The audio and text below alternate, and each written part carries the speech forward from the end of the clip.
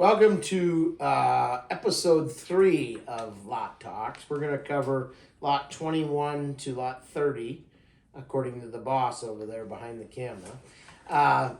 Anyway, a couple of things I need to remind you of. There are going to be videos coming up today. I think today, the day this airs, on Wednesday. We're going to be coming up through the week. We're going to deal with some weather challenges, so bear with us, but we hope to have them all up by Friday is the plan. And it may be Saturday, but for sure, we're sure by Monday we'll have all the videos up. So we'll started off with this lot 21. We got a profit maker out of a unified daughter. Thoughts, guys? The unified daughters have been, as a whole, been very good. This cow, obviously, she's got a calf at 21, so it's no exception. She's gonna get it done out of the same primrose cows. So I mean, you see those come up all the time, and for a good reason. The profit makers, again, as we said earlier, the profit makers, I think we did a pretty good job of making them. As far as just adding a little bit of phenotype, a little bit of style, extra style to them. Yep. This, just unified, want to note he is a fusion son that we bought from Milk Creek.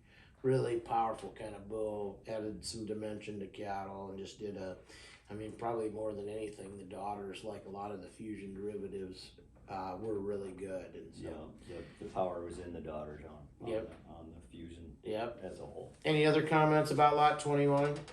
That unified bull, he was longer than a nightmare in my opinion, and he had the style to match it. And I liked how he moved for being a bigger bull. He moved like a cat. We've talked about it before. He was stride for stride, and this bull is just like him. This book comes with a pretty nice data package, and so you gotta appreciate that across the board, being the top 1% for Pro S, and so he's sure worth a look. Another one of those profit makers that's done a great job. Lot 22. Got a stock market here. Comments, guys? Oh, I should comment. So we do have a few cooperator bulls. This is from Gene Rouse. Gene Rouse and Dan Borman. Dan is the herdsman there. They do a phenomenal job. Been with us almost 30 years at this point, producing bulls for us and do a great job. Samurai, the sire of Spartacus, would originated from their program. And just really focused on breeding a lot of performance with some marbling into cattle. And so we appreciate having Gene Rouse and Dan Borman on. For those of you that don't know, actually Gene just won an award, I think a distinguished alumni for Iowa State University. My dear wife Peggy is an alumni of Iowa State University.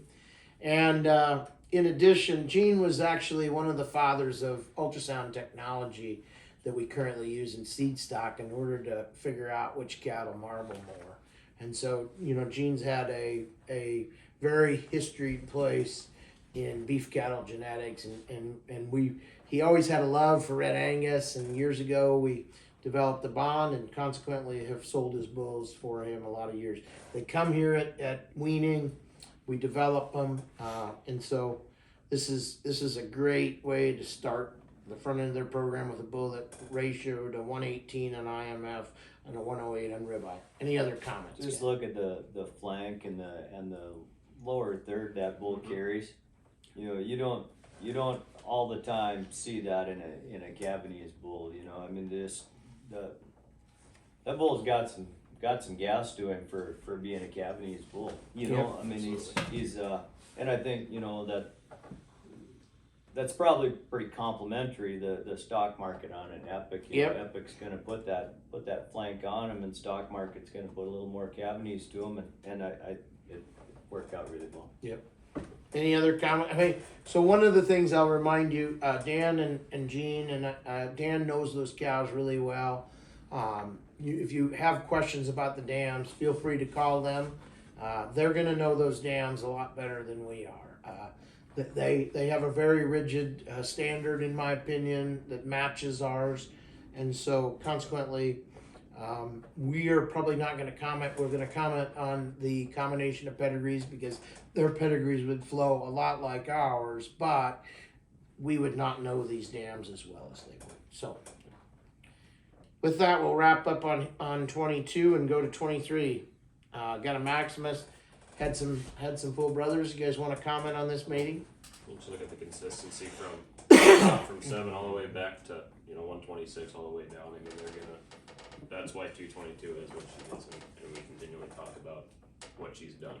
And that flush has obviously caught a lot of eye from our side. Right. Yep. Exactly. It's so consistent all the way through. Now, obviously, they can't all be lot 7, but if you look, like you said, all the way down to the back one there at 234, they're very consistent. Yep. They're gonna go out and they're gonna do somebody a lot of good. Peggy's in the back office taking care of the kids on the phone. Let's hope. You always, so as amateur video people, there's always these little things that you forget about when you're recording. So I'm sorry to take away. One of the things I was going to point to on the same page of lot 23, that is Maximus. I mean, he's just powerful. Again, I talked about the top 1% of the growth for breed for weaning and yearling growth. I mean, he's a powerful kind of bull. Great disposition. Just does so many things right that we know that our commercial customers are not going to be disappointed in these. Bone and foot structure as well on that. Absolutely. Yeah. That puts it all together. Yeah, well, and so that brings up another point. The 189A cow that was the dam actually produced a couple or 3 herd bulls that got used here. Well, 2 for sure. But the Iron Warrior bull that went to Cooksley's and then we used Maximus. Seems like there was another, but he was probably a top. Yeah. But those great cow line out of I think that was an Iron Ore daughter. Yep. And those cattle had really good feet. I mean, so just to back up on Maximus's pedigree a little bit. We'll move on to lot 24. Here's a Warhead son. Comments, guys? I really like that cow when she was still here. Those Endurance daughters were pretty cool in my opinion. He was a cleanup sire for us. We didn't have a bunch of them, but I mean the ones that we have, they were sure. They're sure in my mind they will be for a long time. He would put some length on anything. They were so long and nice, attractive made, and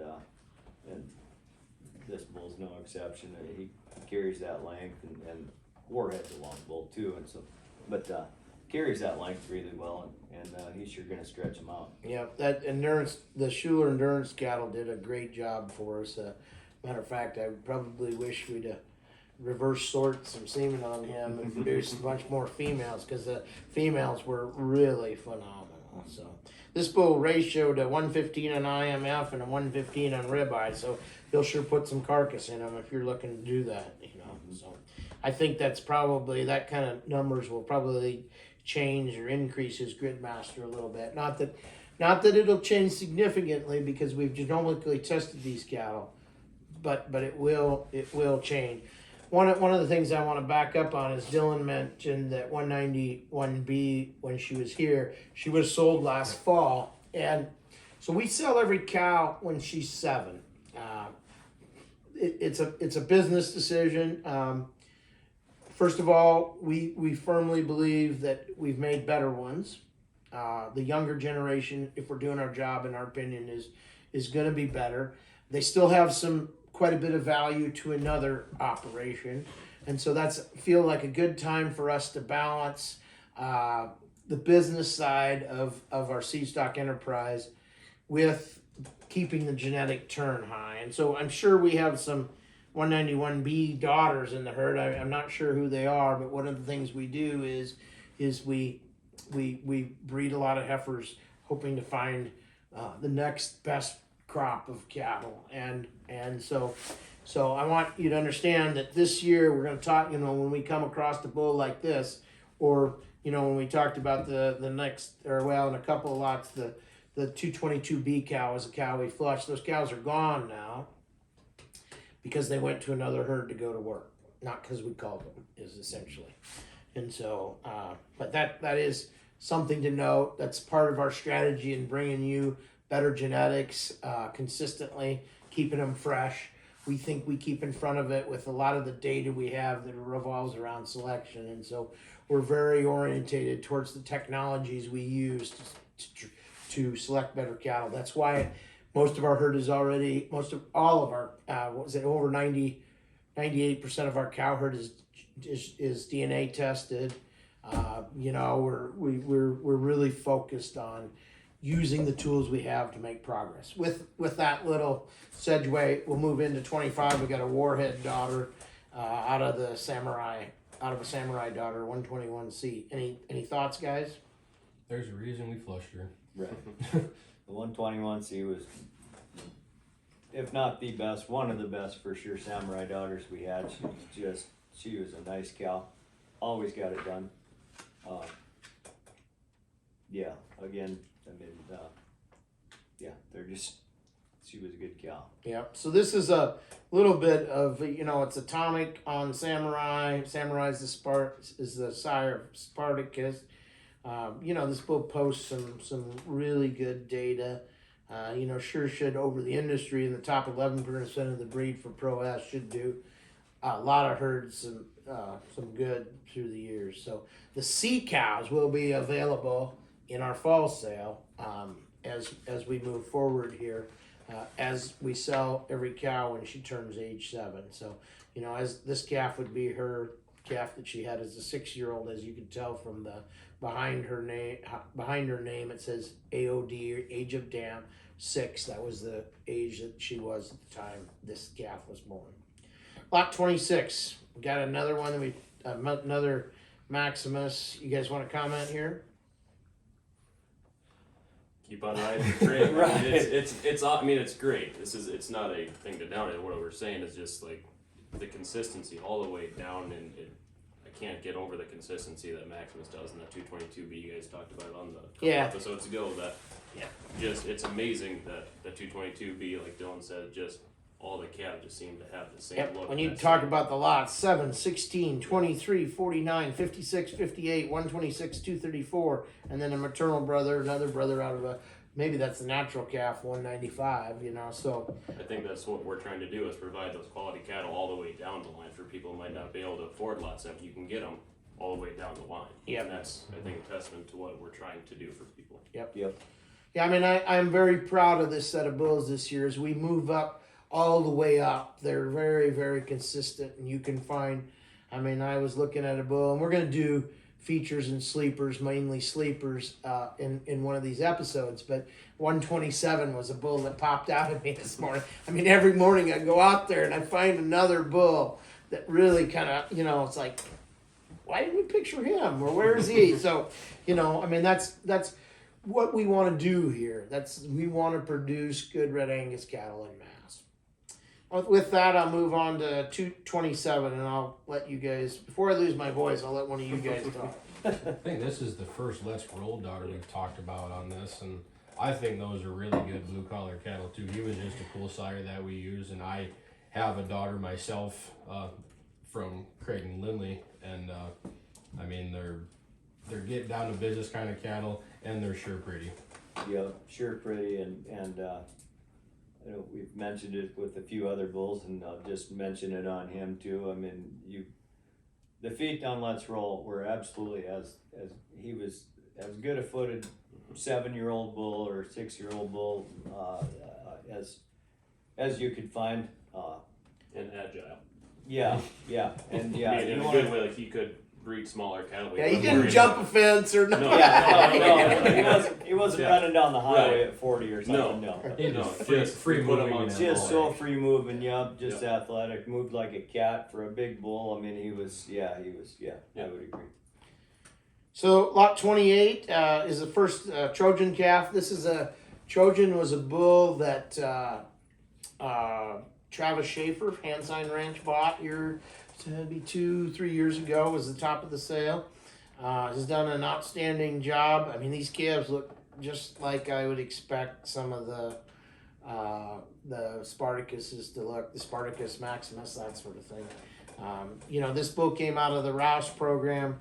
That cow line actually is the same cow line that produced Samurai, so they've been around here a bit. Any other thoughts or comments on this bull? Just how consistent those Trojan calves are. You can't tell one from the other. You go up in the pen and you know, you think you're looking at the same bull, but you know, they're different bulls. Yep. Yeah, he sure stamps them, and they came in with some great gain. I know I kind of run some averages on sires, and they really did. They did go. So on to 29. This is a calf that we're gonna remeasure him because I'm a little uncertain that his frame is right. You know. It's been brought up to me, and we've been battening down the hatches, getting ready for some weather, and we got to get a few cows moved out of the hoop barns, pairs moved out of the hoop barns, and so we've been pretty busy. But we're going to get it done, and we'll sure call catalog correction. I guess I don't want to bring too much attention to that, but it does. I mean, I don't think this bull is really a frame 7 kind of bull, personally. I hate frames because they're not. They're not consistent. We really do. I mean, we're trying to shoot for the center, and these frames are really weird from how the age adjustment works on them. And so, the only reason I'm prospectively going to measure him because he measured at a 52. We don't have many cattle measure at that height, and so we're going to take him back in and just remeasure him here in the next few days. Other than that, 564C, his dam. What do you two want to comment on that? Well, I would just say that whether he measures in the next day or two at 52 or 49 doesn't really matter to me. That's a great calf out of a great cow. You know, she's a 3/4 sister or whatever to Hard Drive, and then Stock Market on top. I mean, you just look at that calf; he pops everywhere you look at him. He's yeah, it doesn't matter if he's a 5 frame or a 7 frame. To me, he's a good calf. Yep. So this cow 564C is out of Hard Drive's mother, and then Gold Rush, which would have been a half brother to the sire of Hard Drive, and that's why we say kind of a 3/4 sib to Hard Drive. Dylan, thoughts? I really like the cow. I think I might have been in her corner the most, I think, to flush her, and for a good reason. I mean, she might bring a little bit of birth to the calves too, but she's got the gas to complement it well. Mm-hmm. And a little tidbit about her: she had twin bull calves last year, and they were 100 and 103 pounds. She had them unassisted too? On her own. On her own. Not only had them on her own, but had them both licked off. Didn't forget about one. Had them both licked off, dried off when we got there, and was taking care of both of them. So. Yeah. This bull did a great job on the scan data with an IMF of ratio of 128 and a ribeye ratio of 113. You know, just a lot you can like about this bull. I do like how he kind of carries down into his lower quarter. Mm-hmm.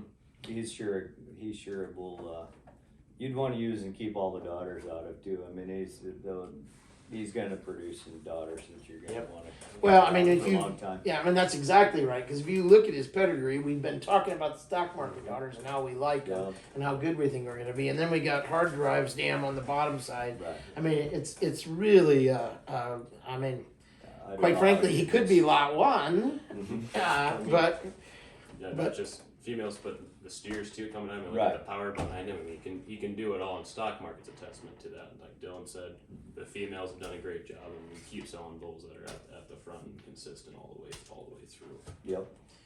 So we could talk about him a long time, and we'll probably come back to this. But lot 30 is the last bull in this series. I'll let you guys kind of take it over. There's Full brother Yep. Warhead. Yep. So I mean, if you like Warhead, you're gonna like this one. I mean, they're about carbon copy. Again, you got Atomic and Rolling Deep. He's gonna do some good things maternally for you.